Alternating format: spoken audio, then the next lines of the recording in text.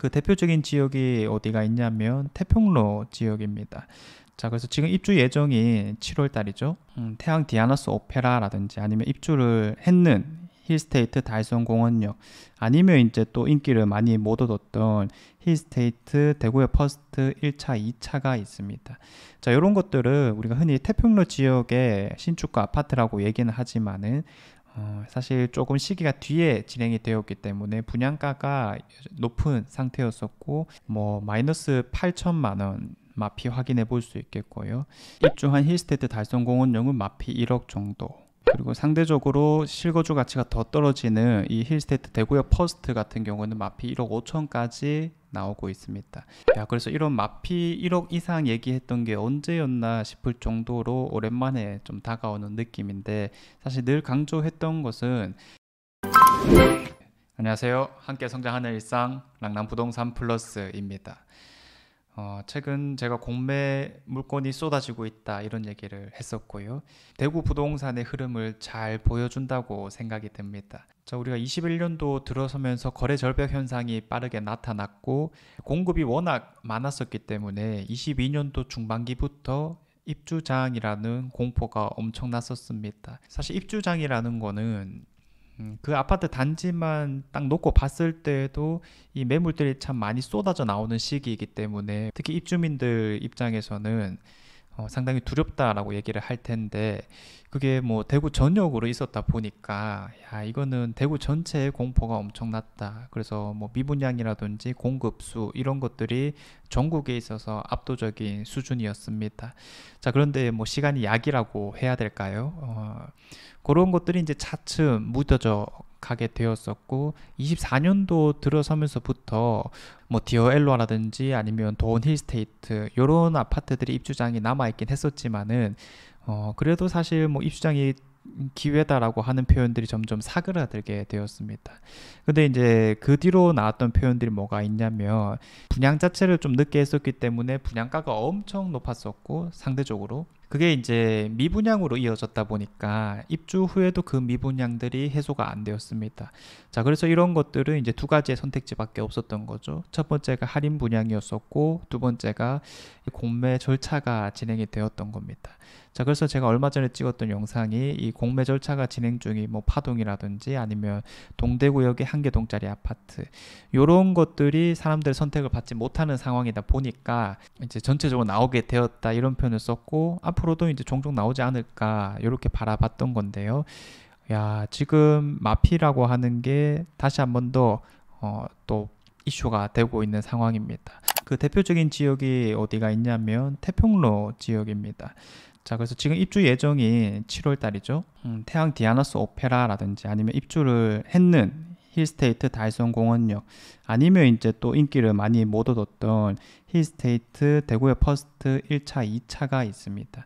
자, 이런 것들을 우리가 흔히 태평로 지역의 신축가 아파트라고 얘기는 하지만은, 사실 조금 시기가 뒤에 진행이 되었기 때문에 분양가가 높은 상태였었고, 뭐 마이너스 8천만 원 마피 확인해 볼 수 있겠고요. 입주한 힐스테이트 달성공원역은 마피 1억 정도, 그리고 상대적으로 실거주 가치가 더 떨어지는 이 힐스테이트 대구역 퍼스트 같은 경우는 마피 1억 5천까지 나오고 있습니다. 야, 그래서 이런 마피 1억 이상 얘기했던 게 언제였나 싶을 정도로 오랜만에 좀 다가오는 느낌인데, 사실 늘 강조했던 것은 마피가 얼마이냐 보다 더 중요한 게, 이런 마피 했었을 때 합계 금액이 얼마냐, 이게 핵심이라고 이제 보통 말씀을 드렸습니다. 왜냐하면 분양가가 다소 올라간 시기에 이제 분양을 했었기 때문에 지금 현재 시세와는 좀 맞지 않다, 그 돈이면 이라는 생각을 할 수밖에 없고, 더 좋은 입지에 또 신축 아파트 혹은 거주 가치가 훨씬 뛰어난 아파트를 노릴 수 있다는 측면에서 지금은 그 가격을 받아주기가 힘들다. 그래서 이런 아파트들이 대략 형성하고 있는 시세는 5억에서 적으면은 한 4억 5천 정도까지 될 겁니다. 자, 그리고 이제 한 칸 더 옆으로 갔었을 때 대구역 근처에 여전히 이제 입주장 이슈가 조금 남아있게 되는 거고, 루센트는 어느 정도 잡히긴 했지만 대구역 자이 더스타도 마이너스 5천 이상 뭐 이런 실질적인 가격대를 또 보여주고 있기 때문에, 얘들의 흐름들이 최근 들어서 눈에 띄게 되었고, 이런 것들은 뭐 대구 부동산 시장이 앞으로 또 안 좋다 뭐 이런 느낌보다도요, 그냥 입주장이기 때문이고 이런 가격이 이제 주변 시세에 맞춰져 가는 과정인 거다, 이렇게 바라볼 수가 있겠습니다.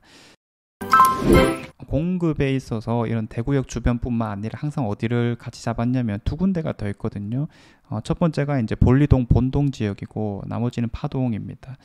파동은 지금 아직도 너무나도 많이 남아 있습니다. 그래서 여기는 뭐 굳이 크게 언급할 것도 없고, 그냥 시간이 아직 너무 많이 필요하다, 이 정도로 인식하면 될 것 같고요. 이런 볼리동 본동, 특히 요 내거리를 중심으로 우리가 어떤 아파트에 좀 집중을 해봐야 되냐면 빌리브 라디체입니다. 이런 것들이 정말 뒤늦게 분양을 했었고, 84 타입이 거의 7억이 육박했다 보니까 뭐 당시에도 사람들이 많이 안 들어왔지만은 지금에 와서는 이제 할인 분양을 또 할 수밖에 없는 입장이기도 하잖아요. 이게 낮추고 하다 보니까 이제 좀 어느 정도 시세에 맞아 떨어지는 그런 느낌입니다. 그래서 얘가 이제 뭐 마피 8천 이런 표현 하지만 합계 금액을 기준으로는 그냥 4억대 중반 혹은 5억 사이, 이렇게 이제 바라볼 수가 있을 거니까 이런 것들이 이제 역시 주변 시세에 맞춰져 가는 과정이다. 그래서 이런 걸 보고 이제 제가 해석하는 게 뭐가 있냐면, 이런 게 이제 마피를 엄청나게 보여주고 있으니까 우리가 첫 번째로 노려봐야 된다, 이런 건 단연코 아닌 겁니다. 아까 앞서서 주변 시세에 맞춰져 간다라는 표현을 했었거든요. 그러면 이 아파트는 이 시세가 맞아, 그러니까 거래가 되는 거지, 이렇게 이제 해석을 해보면요, 그럼 더 좋은 입지는 조금 더 받는 거고, 우리가 뭐 비수송고 핵심 입지는 조금 더 받고 수송고 핵심 입지는 조금 더 받고, 거기에 맞는 가격대들을 잘 형성해 나가고 있다, 이렇게 바라볼 수가 있을 겁니다. 모든 신축이라는 게 결국 시간이 지나면 준신축, 뭐 중구축, 구축 이런 식으로 바뀌어 나가다 보니까 결국 남는 건 입지이거든요. 땅의 가치가 중요하다는 측면에서 그냥 뭐 새 아파트라고 사는 건 우리가 좀 지양을 해야 될 것 같고, 이런 입지가 좋은 곳들이 어디 있냐, 같은 돈이면 조금 더 좋은 입지를 바라보는 게 맞을 것 같다.